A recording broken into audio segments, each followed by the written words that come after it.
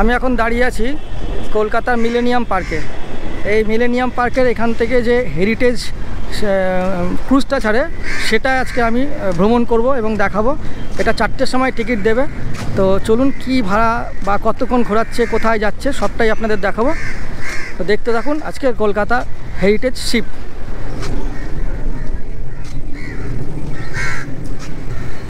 আর এইখানে দাঁড়িয়ে আছে দেখুন সারিবদ্ধ দিয়ে ছোটো ছোটো ছোটো ছোটো ছোটো বড় অনেক শিপ, যে ক্রুজ টাইপের আছে। তো এইগুলো ছোটো, আর ওইটা একটা বড় দেখা যাচ্ছে।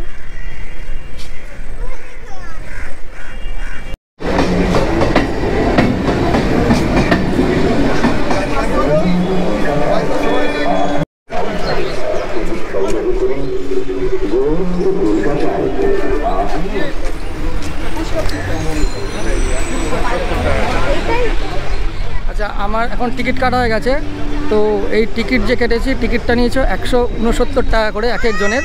তো আমি একটা টিকিট কেটেছি। এখানে দেখালো যে লাইভ মিউজিক একটা ব্যাপার আছে।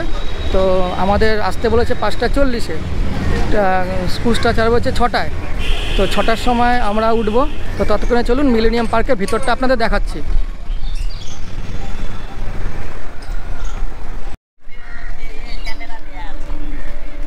দেখুন এখানে কিন্তু বাচ্চাদের অনেক কিছু অ্যাক্টিভিটি আছে, দেখছি আমি যেটা বলছিলাম। আর এখানে কিন্তু মানে বেশ ঘোরার জায়গা, পার্কটা অনেক বড়। সামনে গঙ্গা, রোদটা পড়লে গঙ্গার হাওয়া ভালো মতন আসবে।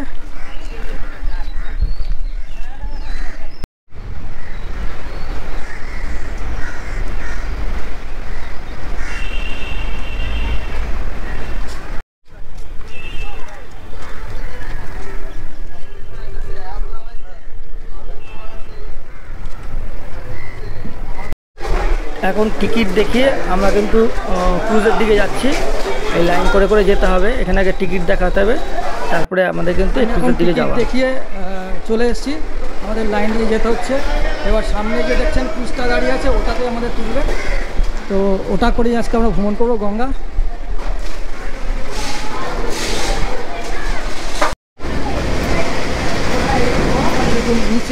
নিচেও বসার জায়গা আছে আর ওপরেও বসার জায়গা আছে। তো সবাই ওপরে যাচ্ছে, আমিও ওপরে যাবো। ওপরে গিয়ে ওপরে তাহলে ভিউটা ভালো পাবো। আর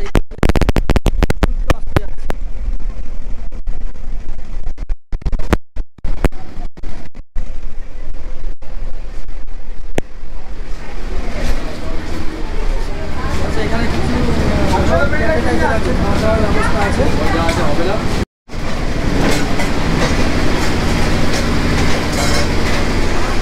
কিনে খেতে হবে না? মানে এই পাকোড়া কত করে আছে? 150 টাকা করে 6 পিস। 150 টাকা।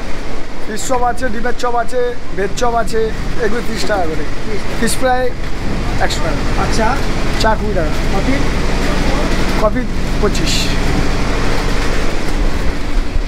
তাহলে আপনারা শুনলেন যে এখানে কিন্তু যে খাবার দাবারগুলো পাওয়া যায় সেগুলো কিন্তু আপনাদের কিনে খেতে হবে। চা 20 টাকা, কফি 25 টাকা, আর বিভিন্ন রেটগুলো দাদা বলে দিল, সেগুলো কিন্তু আপনাদের কিনে খেতে হবে। সামনে দেখুন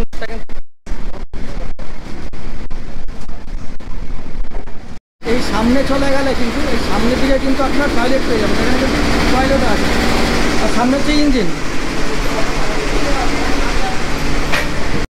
আমি এখন ওপরে যাচ্ছি, সিঁড়ি দিয়ে কিন্তু ওপরে যেতে হবে। ওপরে আমি যাচ্ছি।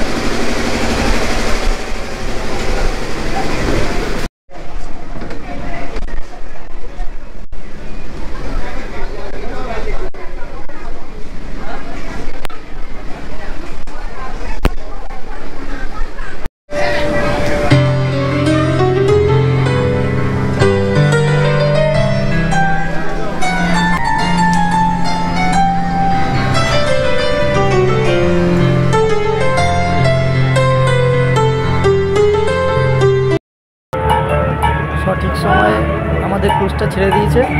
তো দেখুন সামনে হচ্ছে হাওড়া ব্রিজ। এই হাওড়া ব্রিজের তলা দিয়েই যাবে সামনের দিকে। তো সন্ধ্যাও হয়ে এসছে, এখন বিকেল যেহেতু। তো দেখতে থাকুন, আমরা এখন কিন্তু হাওড়া ব্রিজের তলা দিয়ে যাব, সামনের দিকে যাবে।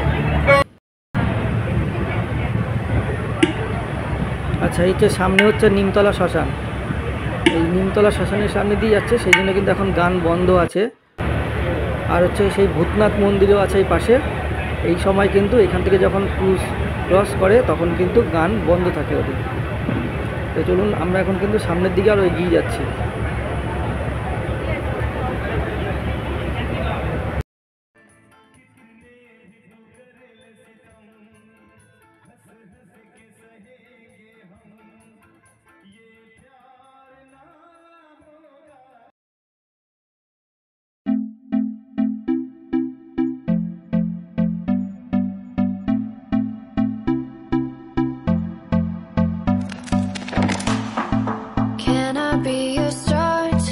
আর এই যে জায়গাটা দেখছেন এটা হচ্ছে কিন্তু সেই আরতি হয়, গঙ্গায় যে আরতি হয় সেই আরতি করার জায়গাটা। দেখুন গান তালে তালে সবাই নাচ করছে, খুব জমজমাট হয়ে উঠেছে এই আমাদের ক্রুজ যাত্রা বা গঙ্গা ভ্রমণ। আপনারা কিন্তু সময় পেলে একটু ঘুরে যাবেন, বেশি খরচা না, ভালোই লাগবে সন্ধ্যাবেলা। রয়েছে আরতি, সামনে হচ্ছে দেখুন আরতি হচ্ছে, এই আরতি করার জায়গা এটা।